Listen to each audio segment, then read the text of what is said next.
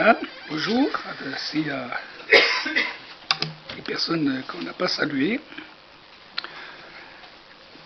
Internautes, bonjour.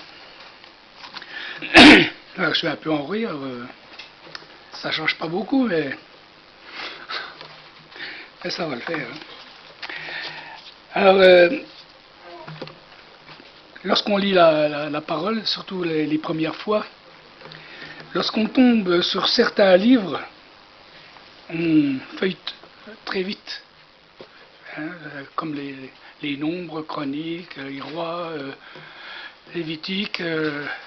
On ne sait pas pourquoi que c'est écrit, parce qu'on ne comprend pas trop, hein, et ça nous prend un peu la tête, alors on passe. Et puis, c'est ce que je faisais aussi, hein, je lisais un petit peu, mais je ne comprenais pas tout. Et un jour, un pasteur nous a parlé aussi de ces livres qui sont très importants. Si c'est écrit, ça veut dire qu'il y a une importance et que ça nous parle.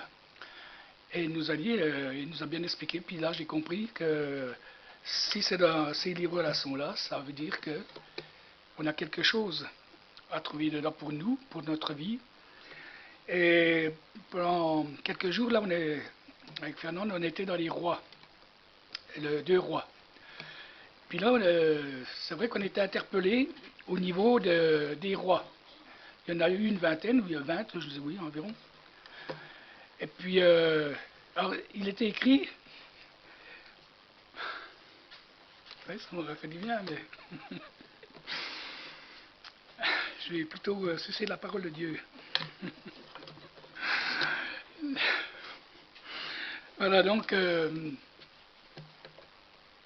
oui, on était dans les rois, et on voit que certains rois, eh bien, étaient dans la volonté de Dieu, faisaient ce que Dieu voulait, demandait, et puis d'autres, ils saccageaient tout, ils remettaient les idoles, enfin voilà, ils étaient contre la volonté de Dieu, et ainsi de suite, un pour, l'autre contre.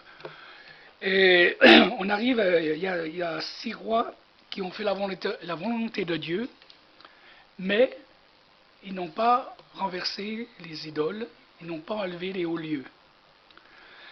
Et puis il n'y en a que 2 qui ont obéi jusqu'au bout à la parole de Dieu. Donc c'est Josias et Ézéchias. Ce sont que les 2 qui ont été jusqu'au bout, qui ont fait la volonté de Dieu, mais qui ont renversé les autels, qui ont renversé les idoles, tous ces hauts lieux, ils n'en voulaient plus. Et après, il y en a d'autres qui ont repris encore. Bon. Et ça nous parle parce que nous aussi,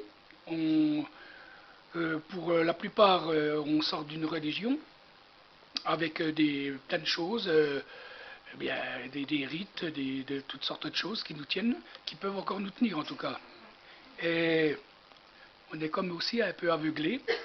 On ne se rend pas compte que ce n'est pas dans la volonté de Dieu.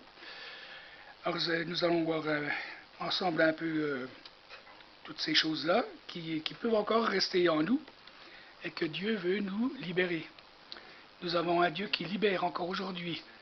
Et même si ça fait des années qu'on a donné notre cœur au Seigneur, eh bien, il peut encore rester des choses. Et on a besoin d'avoir des yeux ouverts, on a besoin d'enseignement, on a besoin de comprendre la parole. Et c'est ce que je vais essayer en tout cas de faire. Parce que quand j'ai fait ce message, c'était déjà pour moi. Et c'est sûr que c'est pas facile.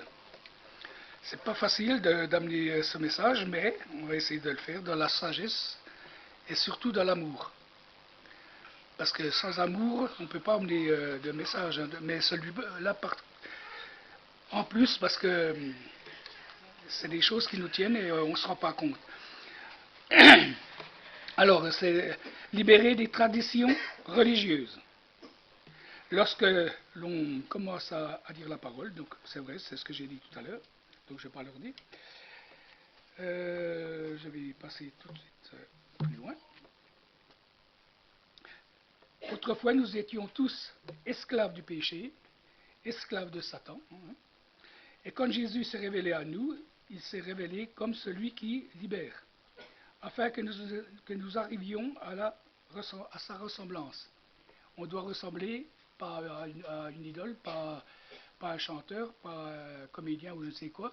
On doit ressembler à Jésus. Jésus a payé le prix fort, son sang a coulé, on l'a entendu tout à l'heure pour la Sainte Seine, afin que nous soyons lavés, purifiés, pardonnés, guéris. Son sang représente la nouvelle alliance. Ça veut dire qu'il y en avait une autre. Et l'ancienne alliance, c'est la loi, c'était la loi, que personne ne pouvait faire complètement. Il n'y a que Jésus qui a tout accompli. Alors, Jésus a payé le prix fort pour nous libérer de la servitude, pour nous libérer aussi de la loi, malgré que la loi est bonne, mais nous n'avons plus à faire tous ces rites, toutes ces choses. Mais ça ne suffit pas. Hein. Jésus a envoyé son esprit afin de nous conduire de libération en libération. C'est vrai qu'on ne peut pas être libéré de tout instantanément. On vient à Jésus, à ce coup, hop, fini, terminé, on est... Non. Il faut ça peut prendre des années.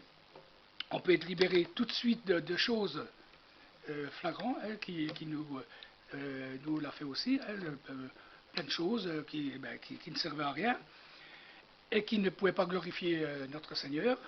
Donc on a pu enlever facilement. Et puis d'autres, puis même encore, ça nous tient encore.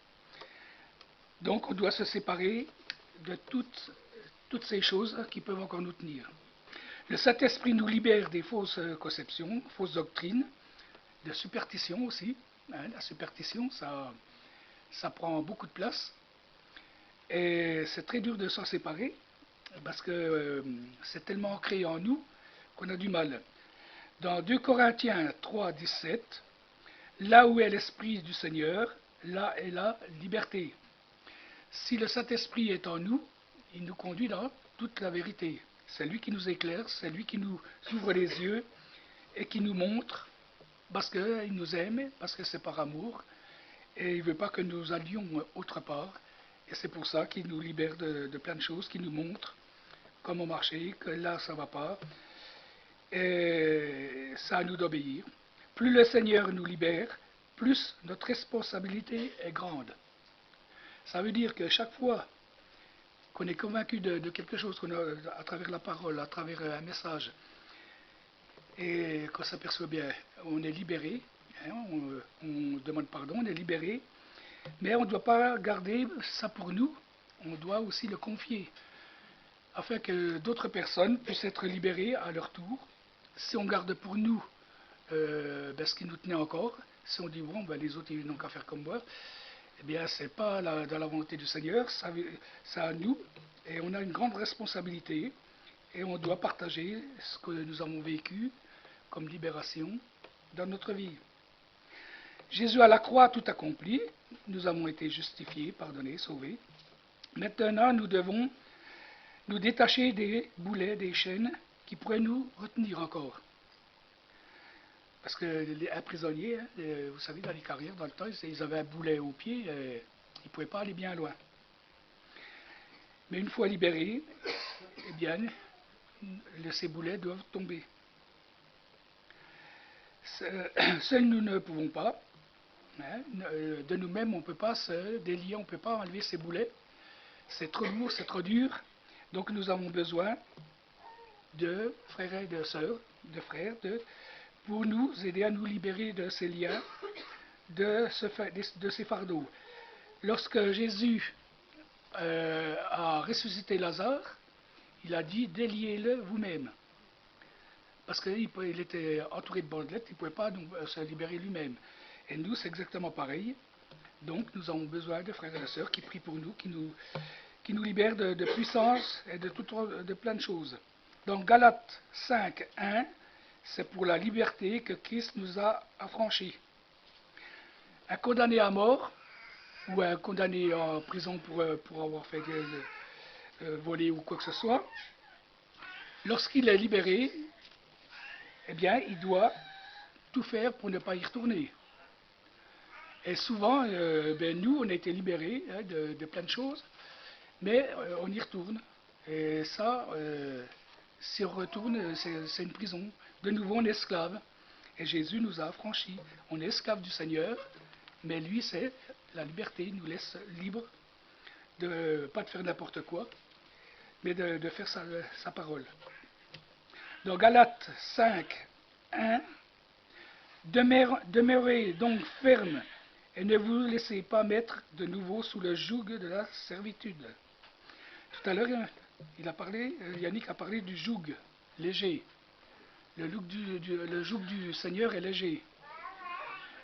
Et, normalement, tout le monde sait ce que c'est qu'un joug.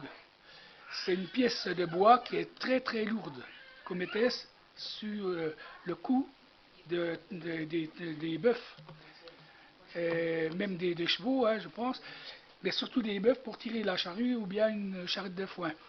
Et lorsqu'ils avaient ça sur le cou, eh bien c'était tellement lourd qu'ils baissaient la tête. Ça faisait baisser la tête, et quand ils marchaient, eh bien ils voyaient presque que leurs pieds. Ils ne pouvaient pas voir, être comment on dit, regarder ailleurs. Et aussi des œillères pour ne pas regarder l'herbe un peu plus verte qu'ailleurs. Donc ils se laissaient conduire par leur maître. Et nous, eh bien c'est pareil. Il nous a donné un joug, mais léger. On n'a pas à baisser la tête, on le suit. C'est nous qui suivons le Seigneur, alors que là, c'était le paysan qui était derrière les bœufs. Mais nous, on doit suivre notre Seigneur, on doit être derrière. Et là, on risque pas d'aller ailleurs, parce que si on suit ses pas, eh bien, même si on chute, il nous relève. Donc ça, c'est au niveau de la loi. Mais il peut y avoir d'autres jougs, hein, d'autres. Bon, l'idolâtrie, les hauts lieux, enfin toutes ces choses-là, superstition, enfin tout ce qu'on a déjà vu. Ça, c'est aussi un joug qu'on peut se mettre nous-mêmes. Comme pour ces rois qui étaient droits aux yeux de Dieu, mais n'enlevaient pas les hauts lieux. Ces rois, ici, ils faisaient la volonté de Dieu, mais alors pourquoi qu'ils n'enlevaient pas, on se pose la question, mais pourquoi qu'ils n'enlevaient pas toutes ces idoles? Parce que le peuple continuait eh bien, à vénérer ces idoles, ces faux dieux. Et pourquoi que le roi ne faisait pas dire ne faites plus ça? Parce qu'il avait peut-être peur, souvent on a peur de ne pas être comme les autres, de pas qu'on nous critique, ou bien on se dit bon c'est pas si mal que ça ne dérange personne, et pourtant si, ça dérange notre vie en tout cas. Nous pouvons très bien obéir à la parole de Dieu et marcher encore dans certaines traditions religieuses. La parole nous dit faites disparaître le vieux levain. Donc si on garde encore du vieux levain dans notre vie, ça ne peut pas aller non plus. Ne revenons pas en arrière pour faire plaisir à quelqu'un ou dire que ça n'a pas beaucoup d'importance, je dis. Parce que si on pense comme ça, on ne peut pas avancer. Et on ne pourra jamais être libéré de toutes ces choses qui peuvent encore nous tenir. Obéissons à ce que le Saint-Esprit nous montre. Le Saint-Esprit ne nous laisse pas ignorants. Il ne va pas nous laisser faire n'importe quoi sans nous avertir. Et on voit très bien, si on fait quelque chose qui n'est pas à la gloire de Dieu, eh bien, instantanément, il y a peut-être la voix là-dedans qui nous dit qu'est-ce que tu fais là. On ne doit pas attrister le Saint-Esprit. Et on est conscient et tout de suite, eh bien, on se repent et Dieu nous pardonne. Et nous repartons du bon pied. En tant que chrétien né de nouveau, sortir des rites religieux, séparés de l'idolâtrie et aussi ce que le monde propose. Nous devons en sortir. Parce qu'on voit bien en ce moment hein, tout ce qui est dépensé, tout ce qui est fait, ce n'est pas du tout à la gloire de Dieu. Pourtant, on pourrait dire c'est très bien. c'est des choses qu'on fait depuis toujours, c'est des traditions. Et pourtant, Dieu là-dedans, il est où? Il est nulle part. Alors, en tout cas, il n'est pas dans ces fêtes. Et souvent, eh bien, on se laisse aller en disant c'est pas si grave que ça. Mais quand Dieu nous éclaire là-dessus, et quand on voit, même si c'était pendant la loi, du temps de la loi, que les rois, quand qui faisaient quelque chose de mal comme ça, l'idolâtrie et toute cette chose-là, le pays, eh bien, allait très mal. C'était la catastrophe complète, la misère, la guerre, c'était toutes ces choses-là. Et lorsqu'un un roi était droit, eh bien, le pays était relevé. Et nous, si on marche, eh bien, on peut être détruit, s'éloigner de Dieu, alors que si on obéit, si on laisse de côté toutes ces choses-là, Dieu nous relève, Dieu nous bénit, et on est dans la paix, dans la joie, mais dans la paix de Dieu. Donc, nous devons vraiment demander au Saint-Esprit de nous révéler toutes ces choses. On peut entendre comme je parle, écouter, mais on doit tout examiner. Beaucoup de rites que les religions observent ne sont pas bibliques et que des chrétiens observent encore dans l'ignorance. Le rôle des conducteurs est de sonder les Écritures et d'avertir dans l'amour sans juger. Nous devons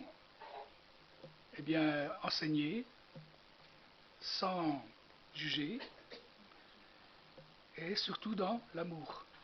Parce que notre Dieu, c'est un Dieu d'amour.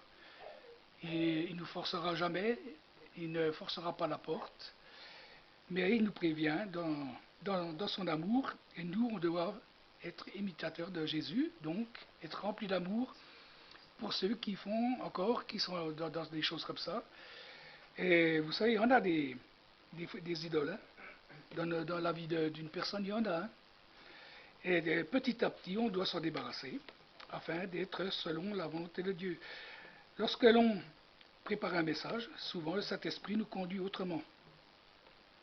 Et ça arrive souvent, hein, on prépare un message, mais non, au dernier moment, le Seigneur nous donne un autre message.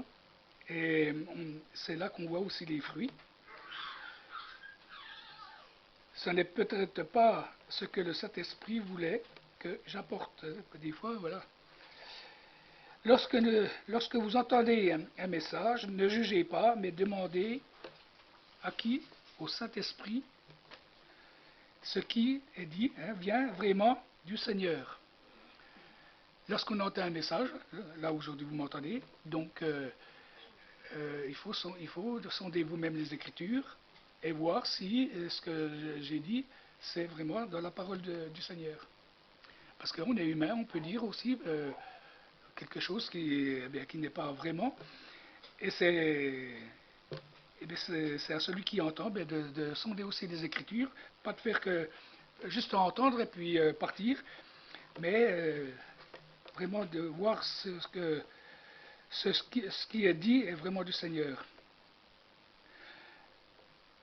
Les chrétiens qui suivent encore ces fêtes, ces rites, ne sont pas les ennemis du Seigneur, hein, mais des frères et des sœurs qui ont encore gardé un levain de tradition. Des traditions religieuses qui ne viennent pas de la parole du Seigneur, il faut nous en libérer. Lorsque on peut faire encore des choses comme ça, on n'est pas ennemi du Seigneur. Le Seigneur a payé le prix fort pour nous. Il nous a aimés le premier. Il ne nous condamne pas. Mais il veut aussi que nous changions, que nous mettions toute la gloire pour lui. C'est un Dieu jaloux. Il ne partage pas sa gloire avec quiconque. Surtout pas des faux dieux, des statues qui ne parlent pas, qui n'ont pas d'oreilles, rien. Elles ont peut-être des oreilles, mais elles n'entendent pas. Une bouche, mais elles ne parlent pas. Et il y a un passage qui dit aussi, l'homme, on peut dire que l'homme est fou, hein, insensé, parce qu'il va dans le bois, il coupe un arbre, il en fait un bout, il en prend un bout pour sa maison, un autre bout pour se chauffer, un autre bout pour faire des meubles, tout ça, et puis le petit morceau qui reste, il se fait un dieu. Et là, eh bien, il se prosterne devant ce Dieu et il lui demande plein de choses à ce Dieu, alors qu'il peut. Pourquoi qu'il a fait un faux Dieu, puisqu'il pouvait très bien se mettre devant sa maison, c'est le même morceau de bois. Hein. Mais ce morceau de bois ne peut absolument rien faire. Par contre, si on se met devant des statues ou quoi que ce soit, des idoles, quelles qu'elles soient, et qu'on la vénère, qu'on fait plein de choses, eh bien ça, c'est de l'idolâtrie. C'est encore plus fort que ça. Donc ça, on doit s'en séparer. Dans Galates 4, 8 à 9, autrefois, ne connaissant pas Dieu, vous serviez des dieux qui ne le sont pas de leur nature. Mais à présent que vous avez connu Dieu, ou plutôt que vous avez été connus de Dieu, comment retournez-vous à ces faibles et pauvres rudiments auxquels de nouveau vous voulez vous asservir encore? Il dit bien comment est-ce qu'on peut encore retourner bien, à ces choses qu'on faisait avant. Ça peut être beaucoup de choses. Et comment? Donc il nous avertit de ne pas retourner, bien comme on dit aussi, à ce qu'on a vomi, mais de faire vraiment la volonté de Dieu. Nous devons avoir une grande compassion pour ceux qui sont encore esclaves de la religion. Beaucoup sont sincères. Tu aimeras ton prochain comme toi-même. Nous devons appliquer le deuxième commandement, le premier bien sûr, mais le deuxième aussi qui est pareil, tu aimeras ton prochain. Et si on aime notre prochain, eh bien on a la compassion pour lui et on peut lui expliquer, on peut à travers la parole, parce qu'il y a beaucoup de versets, beaucoup de passages, aussi bien dans l'Ancien Testament que dans le Nouveau, qui nous avertit de toutes ces choses. Alors,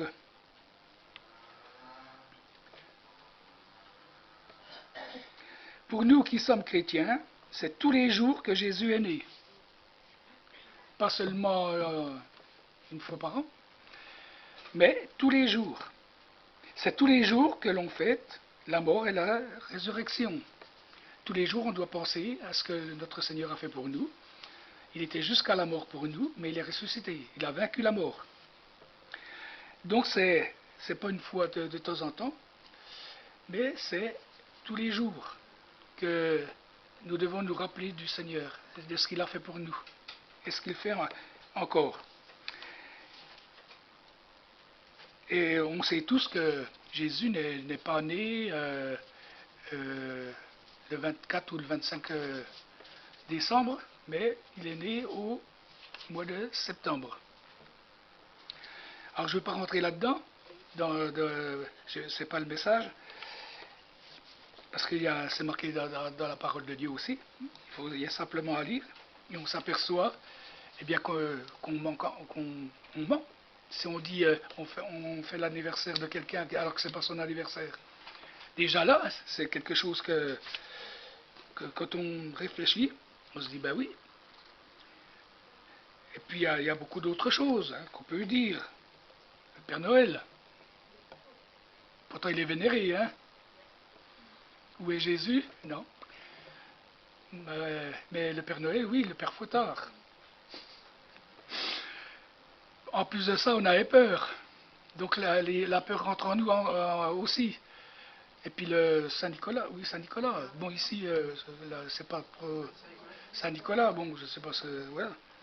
Mais Jésus ne partage pas sa gloire avec le Père Noël. Hein. Et pourtant,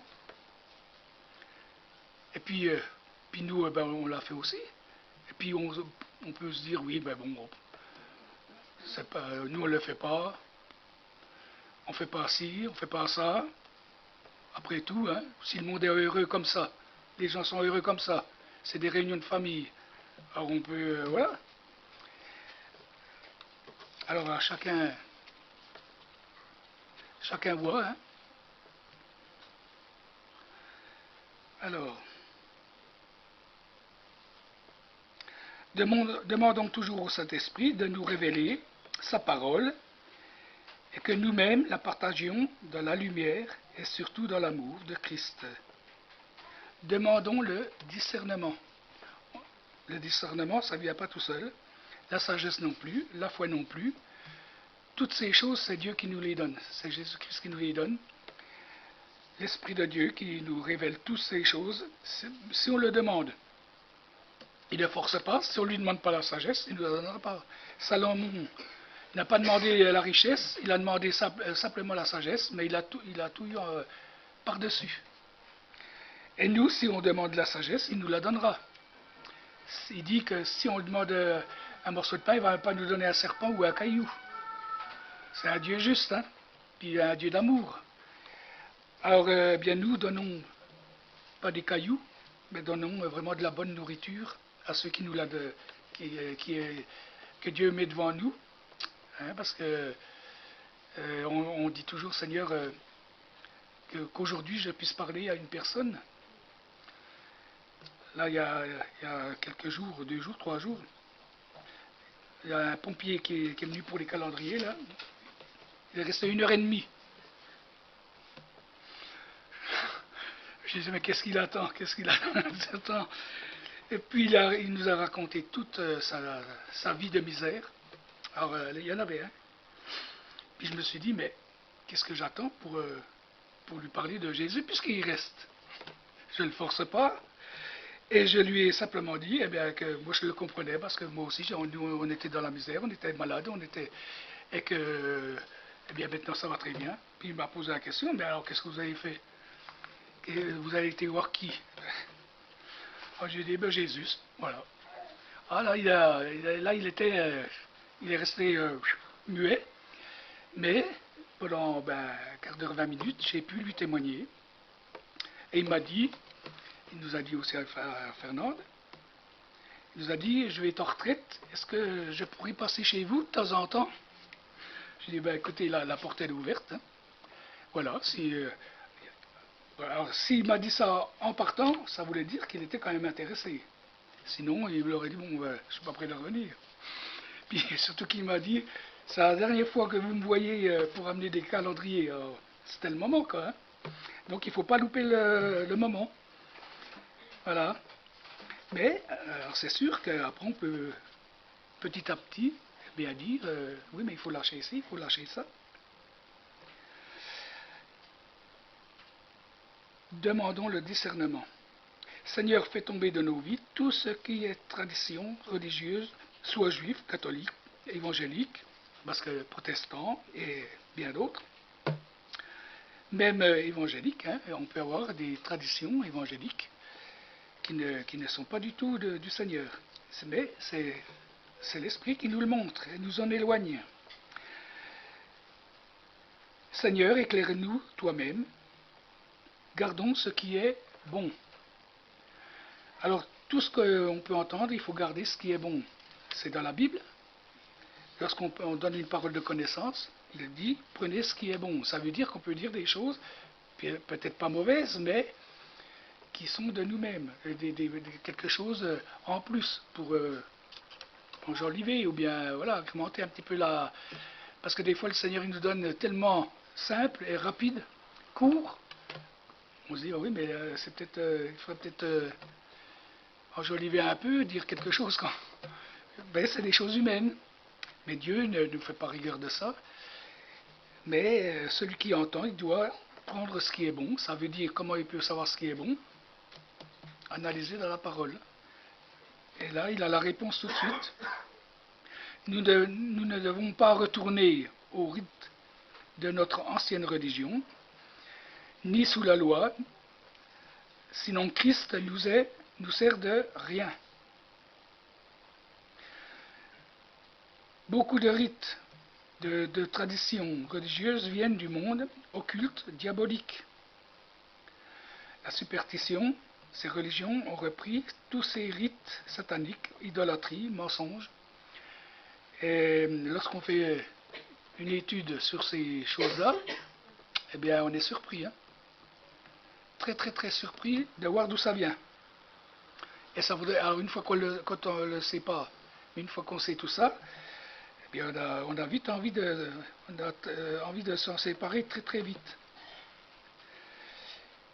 Il y a Paul aussi qui nous dit, hein, dans un passage, que celui qui retourne à la loi, qui se fait circoncire de nouveau, Christ ne lui sert plus à rien du tout. C'est pas la circoncision qui fait, et c'est de se remettre sous la loi, qui ne pourra jamais accomplir. Et nous voyons qu'il y a quelque chose qui se passe, hein, de nos jours. Certains retournent comme ça en croyant, eh bien, mais disons, eh bien, est-ce que Jésus a fait? Eh bien, pour eux, il annule. Jésus a fait pour rien pour eux. Et nous devons être très attentifs à tout ça, ne pas se laisser rouler dans la farine, hein, c'est une expression, rouler dans la farine. Mais il nous donne l'intelligence, il nous donne le discernement, il nous donne de répondre aussi, pas d'écouter puis de dire bah, qu'il se débrouille avec tout ça, mais la réponse, on l'a que dans la parole de Dieu, parce que si on peut très bien, si quelqu'un nous dit, ben pour lui ça n'a aucune importance, ou bien c'est très bien, et puis qu'il ne veut pas changer, eh bien il faut vraiment être conduit par le Saint-Esprit, parce qu'on pourrait très bien aussi s'énerver, et le dire autrement que ce que Dieu pourrait le dire lui-même. Que le Saint-Esprit nous révèle toutes ces choses, hein, et qui nous éloigne de toutes ces traditions qui pourraient nous éloigner de la vérité.